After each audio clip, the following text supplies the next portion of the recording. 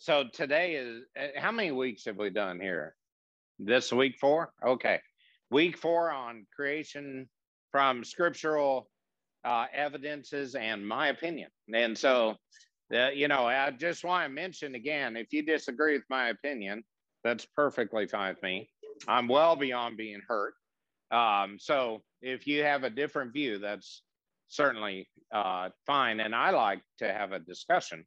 And so the discussion is always a blessing to me. So don't worry if you just see things differently than I see them, that's fine. But where we look at scripture, we want to look at scripture and see what it says.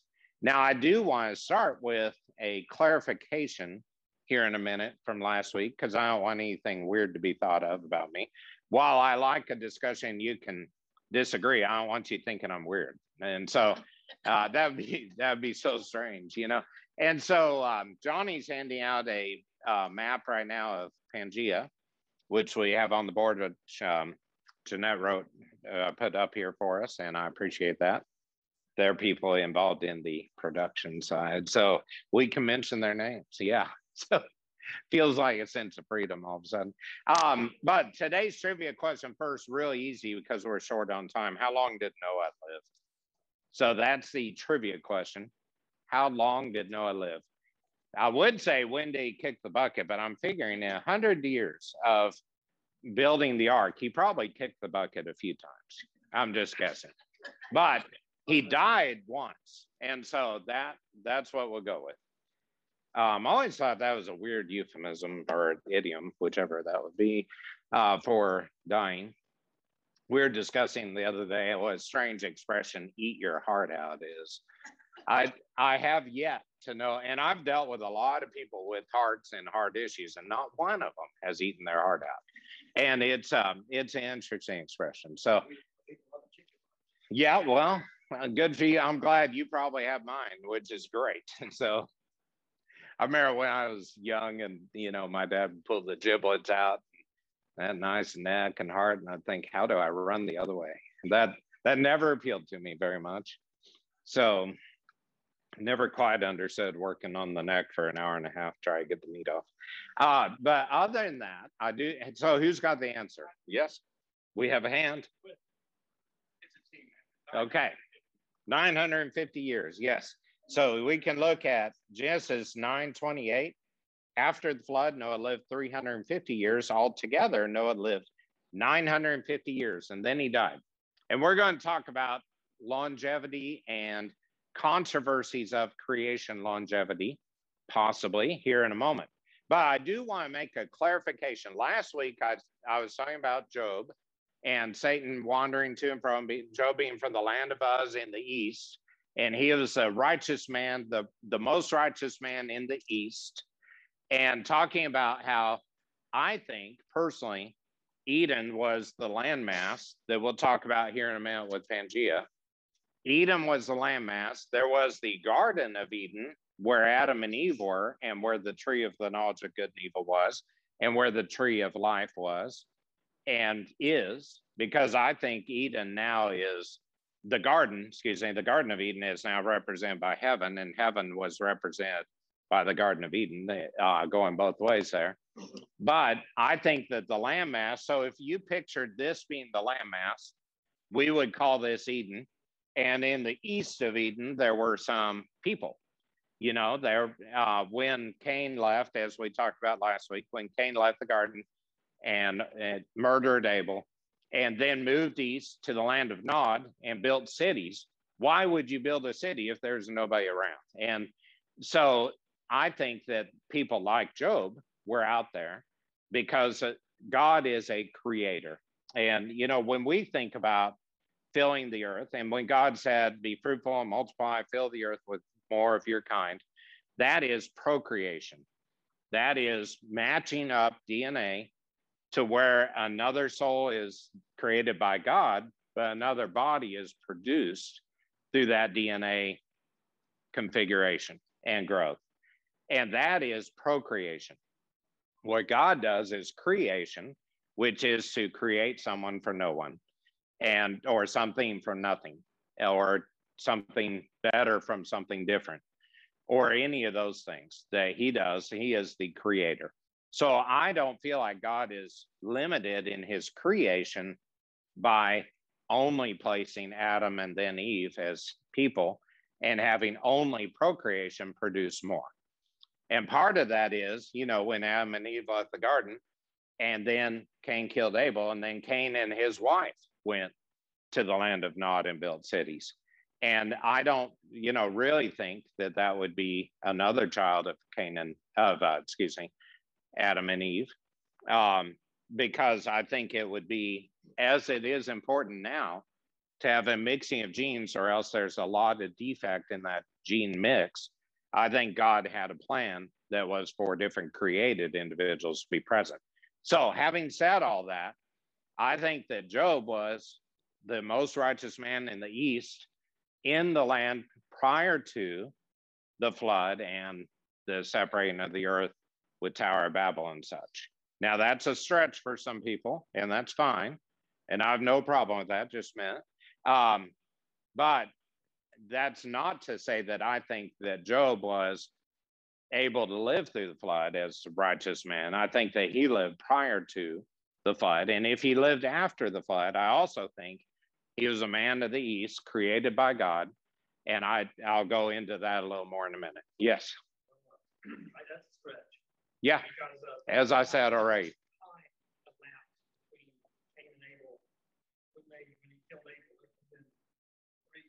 Years living so long.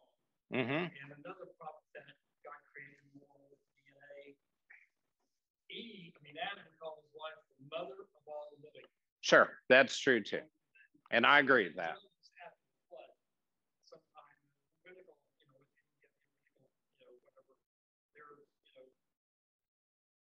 I think that would bring us all here, Sure. Yeah, and I realize it's a huge stretch. Yeah. Uh-huh. So I really think that it's all procreation. And even the Israelites, they were married within their tribes. Mm-hmm. At a certain point, and God says, okay, now you don't marry your sister, you don't marry this. It got to where. Right. So, sure, absolutely. And I think as part of God being able to do anything, he certainly also could create more people out there. Yeah. Sure, and that's absolutely fine with me. Yeah, and certainly there's as much evidence for Job living before the flood as there is for him living after the flood, because we all know we weren't personal witnesses to that. But the challenge I find, and we'll talk about this a little more here in a minute as we talk about the earth and the splitting that I believe happened and such. And let me just remind you again, this is my opinion, but when we look at the people, and the fact that Cain went to build cities, even if it had been 300 years, for instance, I don't know how many people could be procreated into existence with Cain and maybe a sister, for instance, if there was no other further creation by God. Now, definitely you have a great point on Eve being the mother of all the created, or all people. I mean, that's absolutely a valid point.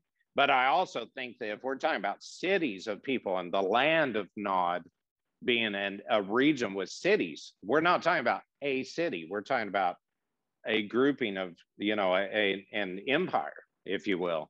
And I think that's a lot of people in 300 years' time, no matter how you slice that. And then when we start looking at some of the genetic factors, and this is, I absolutely, and let me emphasize this repeatedly over again, then kill the dead horse by saying it once more. But that is that I believe God can create any way he wants. And if he wants to implant a different looking DNA into a grouping of people, I see no reason in the world he can't do that. But I also know that when we start looking at world history and people's genetic lines, there are differences that can identify them as being of African descent, European descent, Asian descent, American Indian descent, South American Indian descent, all kinds of different groupings that I think it's really hard to say we have a family line coming out, especially from the ark, which we'll talk about here in a minute, of Shem, Ham, and Japheth, sons from the same father, wives from different parents, and trying to make sense of all those ethnic groups, I think is very challenging. And I think that personally, I don't see any reason God couldn't say, you know, I'm going to create and fill this land with these people or this land with these, because as part of the natural order of the earth, there were plants, animals, fish, birds created, and then man was made, Adam, the first man was made to tend to the fields, take care of the animals, deal with the animals, and then eventually to eat the animals such that there was a balance. And if we have a separation of North America, say, from Europe and from the Middle East and from Canaan and Ur and Chaldea, Mesopotamia, I think it's very hard to establish how there can be long genetic lines of people on that continent when there doesn't seem to be the means to travel across there after this happened. Unless, and this is where I cause my own contradiction, it all happened after the flood very efficiently. But I also, just a second, I also think though, if you see the three sons going those three directions, it's real hard to account for North and South America. Yes? Adam was the son of God. He was created by God. He was. All other men are sons of Adam. Yeah, and right. As far as traveling, you know, when the earth was split, in the days of Caleb, or split when they, because 70 tribes or nations came out of Noah's sons. Mm-hmm. Like, you know, the same with the children of Israel, 12, they divided, and he made one nation from the children of Israel out of all these other nations, which they already said. But as far as traveling, you know, they could have been split after, or spread out, or it could have been, you know, but let's get back to traveling. Thor Heidel proved, I don't know what year it was, that you could take a raft of logs and sail from, you know, South America to the South Pacific to prove that, yeah, they said all these people, they couldn't have got, you know, on these primitive rafts, they couldn't have sailed out. Right. Did he have a volleyball with him? I'm trying to remember that. Oh, okay. But, yeah. It's on, you know, it's a fact. He proved it. You know, uh-huh. Oh, certainly. And that absolutely could happen. Statue when he's driving, he got there. Mm-hmm. Proved that, oh, yeah, he can carve these and move across the island. Excellent.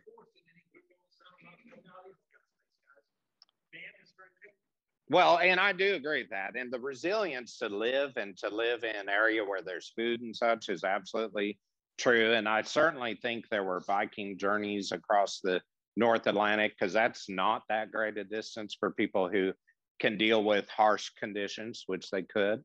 And so, you know, all those things could happen. But I also want to think about a couple of things.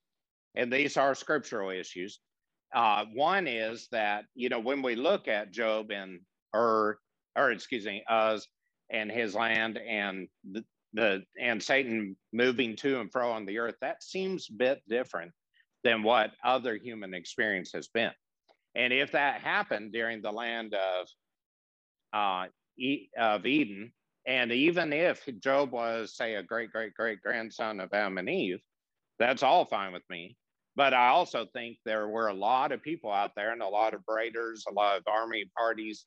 And when we start looking at the number of years that people live, like, you know, famously, Methuselah living 969 years, you can also make the dates add up that he died in the flood. And so a lot of these people, I think, did die in the flood.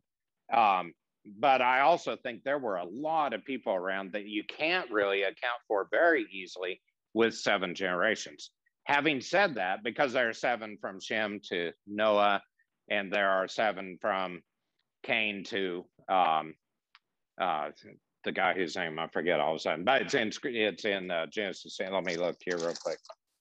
Sorry. I meant Seth. Yeah, sorry. From Shem to Noah, that'd be a reverse one. Yes, the Genesis 5. the parallel to Enosh. It was Enosh. So anyway, and that's over at Genesis 4:26. Seth had Enosh, and then I'm sorry, I'm still not quoting myself right.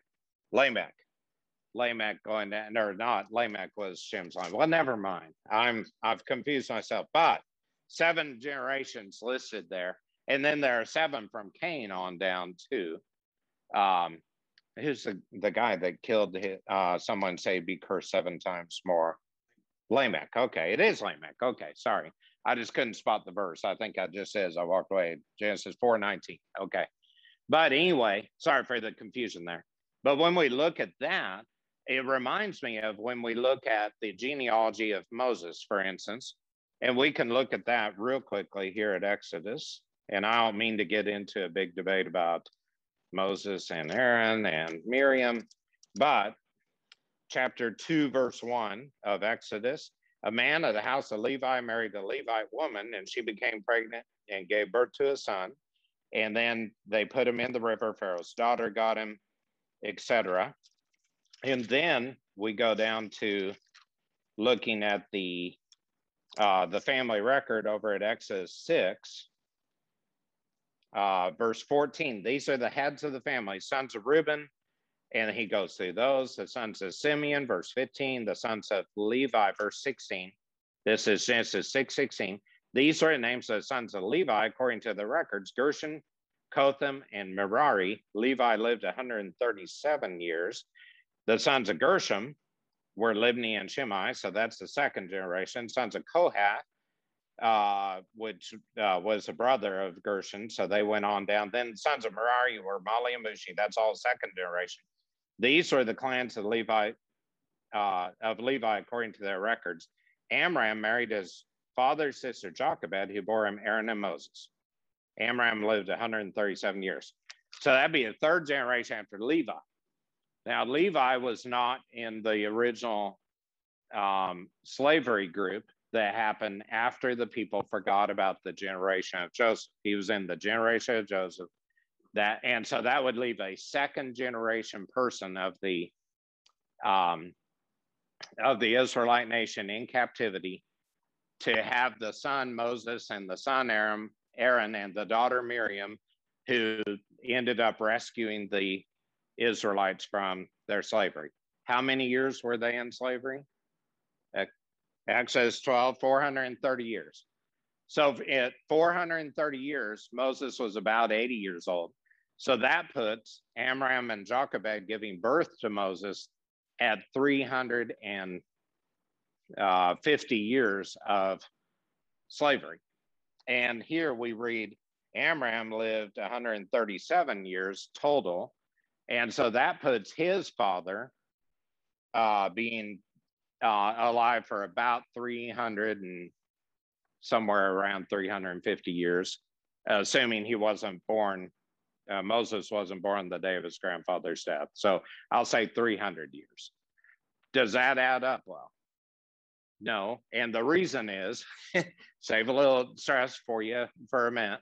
The reason is that in genealogies, it's often charted as what is spiritually significant in the generations of people. And it's not necessarily a 1-to-1 ratio of generation of father to son. And we can see that if you start adding up the 14 generations from David to Jesus, for instance, it's hard to get that many years in there for the length of time people live. And so in Jewish genealogy, it was often based on the importance of the named individual and their clan, and not necessarily down to the individual people. And so another example, so one, what I'm saying on that is that we can't always add up father, son to son to son to add up to the perfect number of years. The second factor that I would just like for us to consider is that when Abraham encountered Melchizedek, Melchizedek knew something about God that nobody else seemed to know. He was a priest of the Most High God, right? So I think God had influence away from the people that we read about in working out his will on the earth and his will to support Abraham and his duties, for him to be able to encounter a great priest of God. And that's all I want to say on that, except that also, of course, Jesus was compared to Melchizedek, and maybe that was literally a miraculous appearance of God, of Christ, beforehand, again, to encourage Abraham. The third factor I'd like for you to just consider is that Abraham came from Ur of the Chaldeans. The Chaldeans were involved with Job. Ur was involved in Mesopotamia. We're talking about Iraqi region, Afghanistan or Uzbekistan, the regions of the earth now that are this side of the Asian continent. And why did God call Abraham from there to come to Canaan to be the father of the grandfather of Israel? Isaac was born, then Jacob, who's Israel. Why did he bring him over to Canaan? And I don't think anybody would have a direct answer on that, frankly. But I think it's interesting that God seemingly clearly had a presence over in that area of the world. Mesopotamia was what it was called then. You could call it Ur, you could call it Chaldea, you could call it Assyria, Persia, the future kingdom of the Assyrians, Persians, Medes, etc. All that area seemed to play some degree of a significant role in God's plan for his people. Enough that he called actually the father of Abraham, Abram. And then when Haran died on the way, he handed the baton in a figurative sense to Abram to complete the journey to occupy the land of Canaan. When I think about that, I start thinking, well, if there's the land of Eden and there were people who were righteous over here, Job and Haran and Abram and the people that seem to know God, and maybe Melchizedek being possibly from that region too, then I see them relocated, God relocating them to an area that was westward of that. I start wondering, was there a connection to the Garden of Eden and the tree of life and the tree of knowledge of good and evil and God's plan for his people? Because clearly there was an emphasis on Mount Zion, Mount Moriah, all these areas, Mount Carmel, that were in Canaan. And I think God had special significance with that area. Now, I don't think if we drill down deep, we're going to find the Garden of Eden right under the temple in Jerusalem, for instance. But I think it's fascinating that God had such a connection for his people to that area. And then the last one I'll mention, just as a thought process for you, is that when Jesus was born, Matthew 2 mentions that the Magi came from the east to seek him out. Magi maybe meant astrologer, more likely it meant some degree of spiritualist or spiritually connected individual. So the Magi, I guess one would be a magus, but the Magi would came from the east to seek out Jesus because of the star. Why did God place a star above Bethlehem, and why did he bring in the Magi? If you really think about that, there's not really any great reason. God could provide all the gifts of gold, frankincense, and myrrh to the baby Jesus he wanted to. He could provide a witness from the shepherds in the field to Herod to say, you know, the birth of Jesus has just happened. There's a new king. You need to be aware of this. And then when Herod said, come back through when you find him, tell me about him, and they went home a different way because they knew this was a special event. He could have done that with anybody. Why did he pick people from the Far East to come in? Go ahead, Richie. Oh, sorry, didn't mention your name. Go ahead. Daniel was made head of the Magi by Persian kings. Right? Yes. And it took them all off, so they got thrown in the lion. Mm-hmm. The Magi were, spiritualists, and also they were powerful. They were kingmakers. Yes. And it's quite possible Daniel set up a Kabbalah at that time, somewhere before he passed away, and had other Jewish leaders and guys that he taught looking for the Messiah. do something like this where his people have all the scriptures in Daniel. It's on Daniel 9 is to the day when the Messiah will be presented as king. They should have known that we're close to the Messiah. Absolutely. They were fools. And here these guys are in the East. You know, the Gentiles, they're going, hey, we saw, you know, the sign. We're looking for this Messiah, king of the Jews. And the Jews are like, no, we're still. Yeah. They could have So, gotten the scripture. And here it goes, hey, where's this king? Well, it says he's going to be born in Bethlehem. Okay, kill him. Let's get to Bethlehem. You know? absolutely. So, and that is absolutely correct.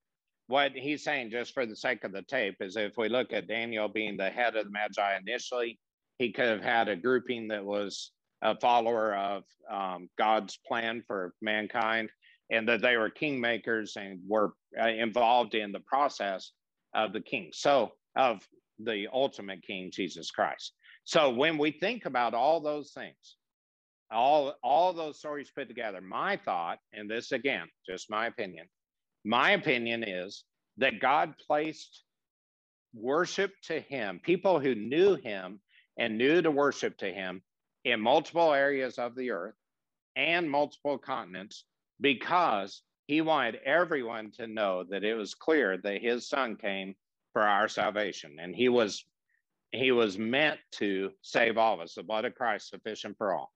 And when Satan was in hot pursuit of all of that, and the issue of him, you know, bruising the heel of Jesus, but Jesus crushed his head with the resurrection, I personally think, and this is going into way more than we'll go into today, I think that Satan thought he had conquered Jesus when he had him crucified. But there were all these evidences out there around the world that were ready for people to be open to the idea that Jesus was coming, and Jesus came, and Jesus was crucified and raised from the dead. There was even, you know, an idol statue in Athens that was to the unknown God, an idol to the unknown God, or a statue, because there were all these evidences, I think, going around that the truth of Jesus was more true than anything else anybody would ever know on the earth. And I think that God selectively placed people like way out in the east to be witnesses to him, and away from Canaan, because away from the Israelite nation, because the Israelites were getting so good at suppressing their own information that they could have missed Jesus coming, presumably, except God had the clear plan that they wouldn't miss that. But if it was all up to just the Israelites, who ended up getting carried away into captivity because of sin against God, on and on and on, I think God knew very well what his plan would be, and that it was for all souls created everywhere. Yes? I'm going to paraphrase what you said, that you made the comment that there may have been other peoples that God used for his plan, his purpose. Yes, and that's, to repeat that, he's paraphrasing me, saying I think God created other people for his purpose, or placed them where they were for his purpose, if we'd rather not view them as created. I think it's interesting in Luke chapter 9, it says, Master said, John, we saw a man drawing out demons in your name, trying to stop it, but he was not one of us. Mm-hmm. But Jesus replied, do not stop him, for whoever is not against you is for you. I often wonder, where was this other person or group of individuals that were driving out demons? Yeah, excellent question. So that's going to, I'm sorry, you said Luke 9. Yes. Luke 9, talking about those who are not against us or for us. And Luke 9:49. Thank you for pointing that out. I think that is a point of some question. I want to just point out one other. As soon as I find it, that made me think of it. And that is somewhere in John. Let's see, we can nail that down, we think. For some reason, I'm not finding it right now, but it's where Jesus is talking about being the shepherd and his flock of sheep. And he says that others come by to him by other means. Let's see. I know I can find that.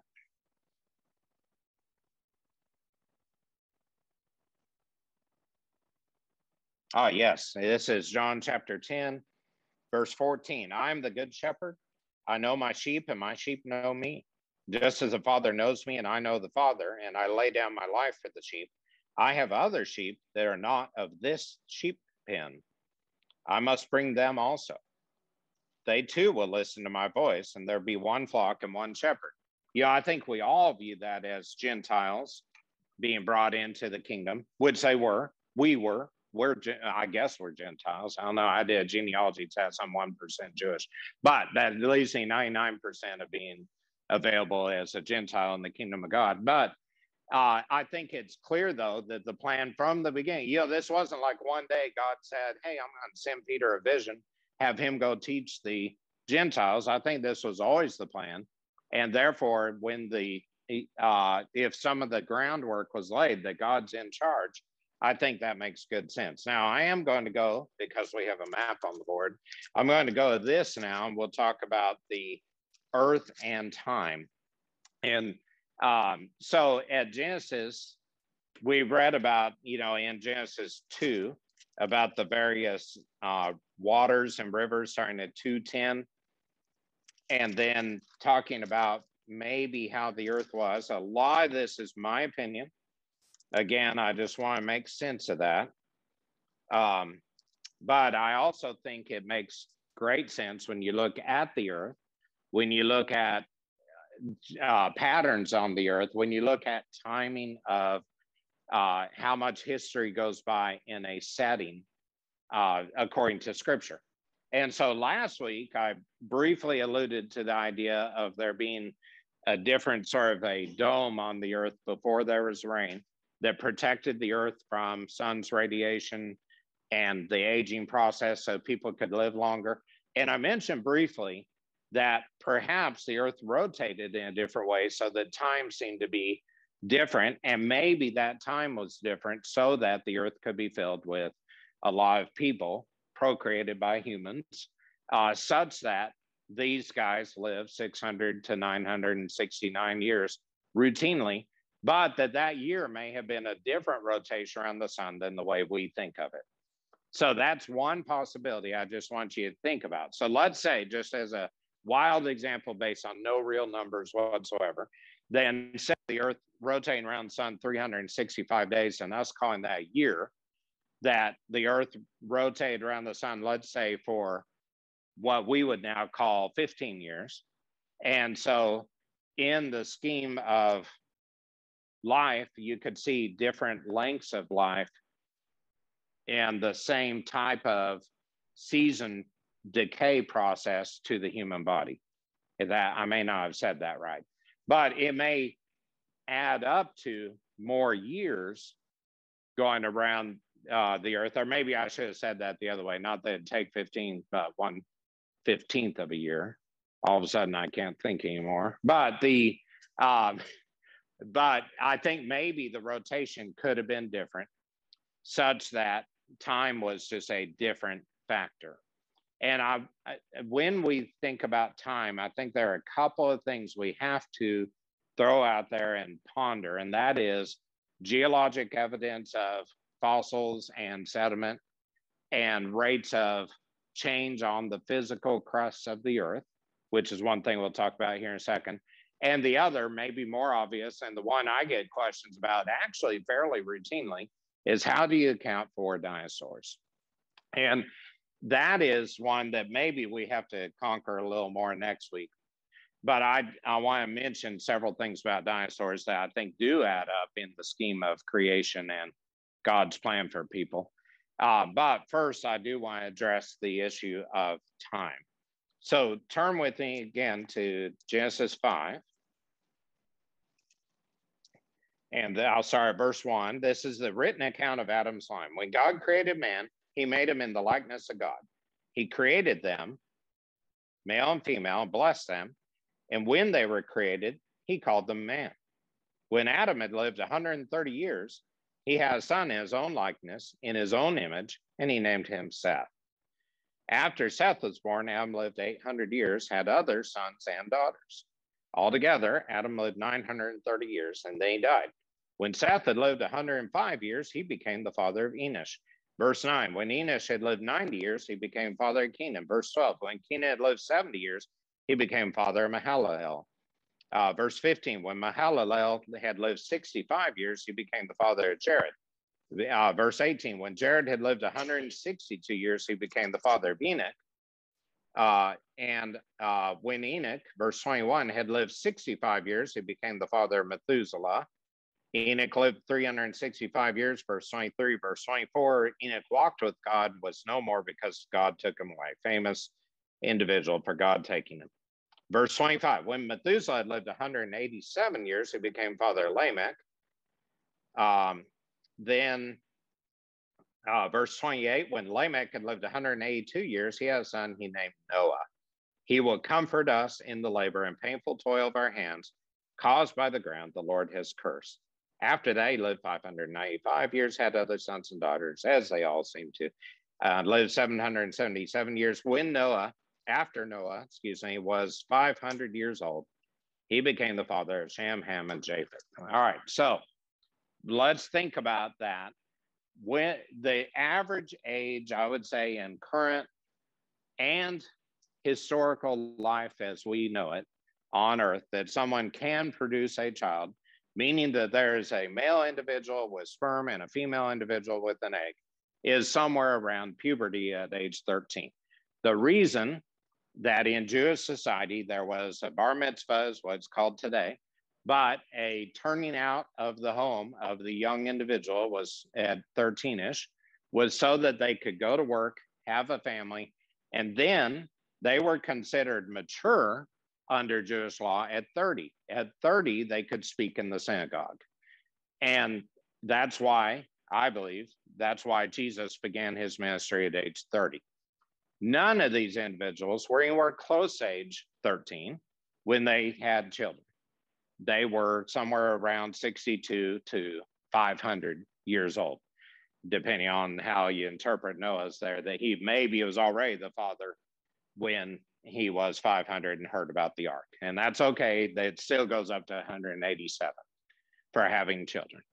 Okay, so there's something different about that scheme, because there's no way those people were just simply that self-controlled, right? I mean, there's a drive to reproduce in every animal, plant, human that has been placed on the earth. And I don't think it makes sense that if the scheme was to populate the earth through procreation, why wait that long unless time was calculated in some different way? Yes? I on the opposite side. Sure. I think back then, before Hezekiah, years were 360 days. They're all even something happened in the days of Hezekiah changed. That's when calendars changed. Mm-hmm. So we had leap year for this change. Anyway, so from there, we don't know when puberty hit these guys. True. We're different. I mean, this is different. Yes, and that's what I'm saying is this is different.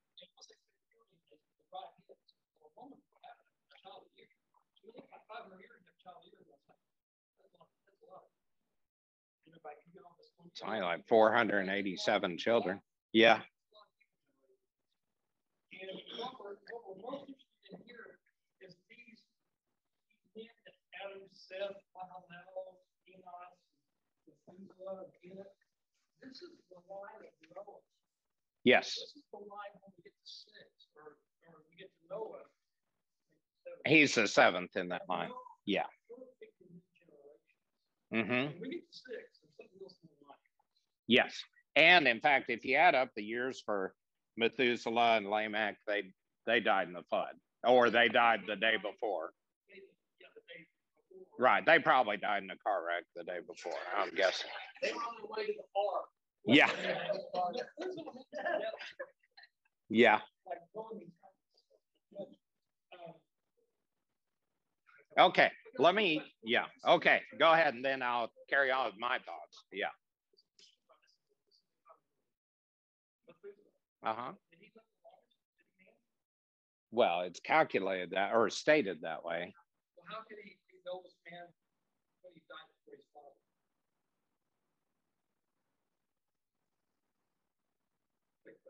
Well, okay. Instead of spending time,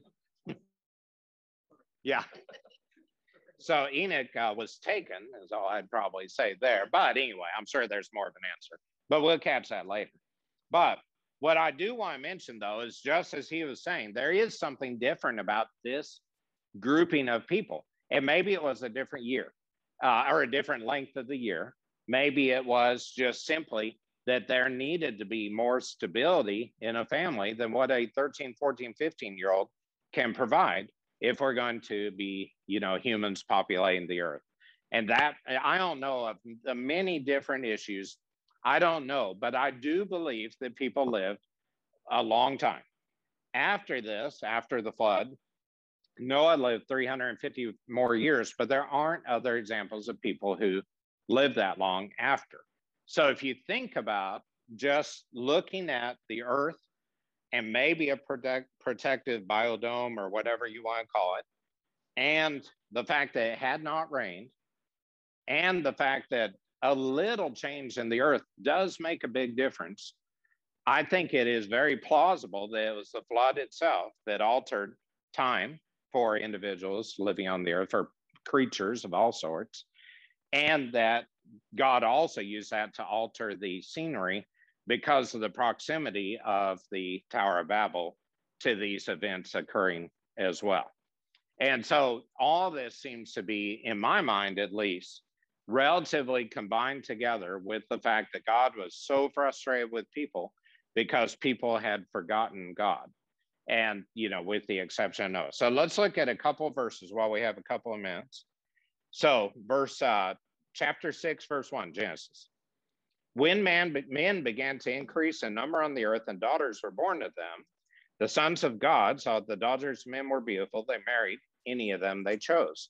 And so if you want to have a debate about that, we'll talk about it another time, or I'll refer you to my series on spiritual warfare that's on the church website, LinkedIn, I think, that's available if you want to look at my view on that. Verse 5, the Lord saw how great a man's wickedness on the earth had become, and that every inclination of the thoughts of his heart was only evil all the time. The Lord was grieved that he made man on the earth, and his heart was filled with pain. So the Lord said, I will wipe mankind, whom I have created, from the face of the earth, men and animals, creatures that move along the ground, birds of the air, for I'm grieved that I have made them. So I just want to point out that he created clearly Adam and Eve as the first couple. He also makes inference that he has created mankind. And I just want to mention that. And of course, I believe that God creates every soul through the procreation of people. Verse 8, but Noah found favor in the eyes of the Lord. Noah was a righteous man, blameless among the people of his time, and he walked with God. So we know he built the ark. And then we're going to go down to verse 6 of chapter 7, Genesis 7:6. Noah was 600 years old, so 100 years after God had notified him to build the ark, when the flood waters came on the earth, and Noah and his sons and his wife and his sons' wives entered the ark to escape the waters of the flood. Note there, it doesn't necessarily say to escape rain, just as a thought, and that may not matter in any way, except for we'll look at how water came. Pairs of clean and unclean animals, birds and of all creatures came to the ground that moved along the ground. Male and female came to Noah and entered the ark. Verse 10, after the 7 days, the flood waters came on the earth. Okay, so when we look at that, his wife and sons' wives and sons entered the ark in verse 7 to escape the waters of the flood. Okay, verse 11 now. In the 600th year of Noah's life, on the 17th day of the second month, and we've talked before about the significance of the days here and there, on that day, all the springs of the great deep burst forth, and the floodgates of the heavens were opened, and rain fell on the earth 40 days and 40 nights. So first, all the springs of the great deep burst forth. So looking now at this map, when we look at this Pangea, which is a representation of how the earth maybe was, think about the rest of the earth as water, because God created the land separated from the water. So if we had springs burst forth and flood the earth, I would suggest in my mind, perhaps there wasn't a great deal, there probably wasn't a Mount Everest at 29,029 feet, just as a reasonable thought. But I think there probably was some degree of slight hill, slight dale, because there wouldn't really be a reason for a lot of height of mountains or depth of sea if God had created it in this way and then brought forth waters from the deep that maybe were in this pattern of these prior rivers in the Garden of Eden that were talked about, and split up these continents and provide for the oceans. Now, given that much water power, and possibly that the earth began to separate at this time, and we'll talk more about that later, that let's say as South America went over here and Africa went over here, that there would also be a depth in the ocean and a pushing up of the land such that there were more mountains and more depths to the ocean. I will mention there is a very tall mountain on each continent. And I think it's interesting that that would make sense if each continent moved and was sort of compressed and provide some sediment and some debris and some crushing power and some earth crust coming up and having heat that would advance some of that appearance and the depth of the sea at the same time as the continents moved around. So he also had the floodgates of the heaven open and rain fell on the earth 40 days, 40 nights. And we know from prior reading, there was no rain before this. So I'm going to go down to verse 18. Well, let's go to 17. This is Genesis 7:17. For 40 days, the flood kept coming on the earth. And as the waters increased, they lifted the ark high above the earth. The waters rose and increased greatly on the earth, and the ark floated on the surface of the water. They rose greatly on the earth, and all the high mountains under the entire heavens were covered. So that's your first argument against me, is you could say, well, there were high mountains. I'll talk about that here in a second. The waters rose and covered the mountains to a depth of more than 20 feet. Every living thing that moved on the earth perished: birds, livestock, wild animals, the creatures that swarm over the earth, and all mankind. Everything on dry land that had the breath of life in its nostrils died. So every air-breathing creature. Every living thing on the face of the earth was wiped out. Men and animals and the creatures that move along the ground and the birds of the air were wiped from the earth. Only Noah was left and those with him in the ark. The waters flooded the earth for 150 days. Okay, so thinking about logistics, if the water went 20 feet above, say Mount Everest as a fair example, 29,029 feet. 20 feet above that be 29,049 feet. What is the problem with Mount Everest that we observe today if you try to climb it? Okay, it is, yes, oxygen. The climbers, do you know that a third of climbers of Mount Everest die? And that's a high rate of death. Okay, if we had a third of people trying to listen to me right now die, I'd feel bad. But if you look at that kind of height, the reason that Mount Everest opens for like 11 days a year is that the weather conditions only allow for people to be that high, and there are oxygen tanks along the way, because you can't live in that kind of lack of oxygen. So if you really think about the ark being 20 feet above that, all these living creatures, absolutely, God could say, I want oxygen available in that ark all the time, and it's done. I have no doubt about it. But I also think if you look at the freezing conditions for 150 days and the fact that nothing survives up there, there aren't plants up on Mount Everest above the tree line. There aren't native peoples. There aren't naturally occurring animals, there aren't birds. And it's because it's too high and too thin and too cold. If you've ever been in an airplane, looked at the temperature when you're cruising at 30,000 feet, anybody ever happen to do that? Where you 45 below. Yeah. And that's at about 45 below, that is incompatible with 150 days of life, I think, trying to live on the ark, on the water, and trying to figure out what to do about oxygen and water. I think the mountains were present, but not nearly the height. I think the ocean had depth, not nearly the depth. And when things split apart, I think that there was a crush effect that made ranges. The reason mountains exist in ranges is because things collided, I believe, in order to form them. So if you look at the splitting, and I just want to mention the last 4 minutes that we don't have now, that if you look at, for instance, West Europe and Eastern North America, the plant life and the creatures that live on each of those coasts are remarkably similar, if not identical. Similarly, there is a section of North Africa and Southern Middle East, or Southern Europe, excuse me, that matches where the Mediterranean Sea is.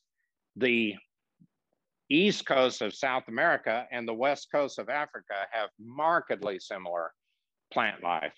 I talked last week about this area of the earth that has most of the gold mineral deposits in the world that are in Africa and India now, that's a matchup band there that fits in remarkable ways. And I think if you look at just earthly items, plants, mineral deposits, debris, sediment, types of shoreline, it's shocking how similar they are.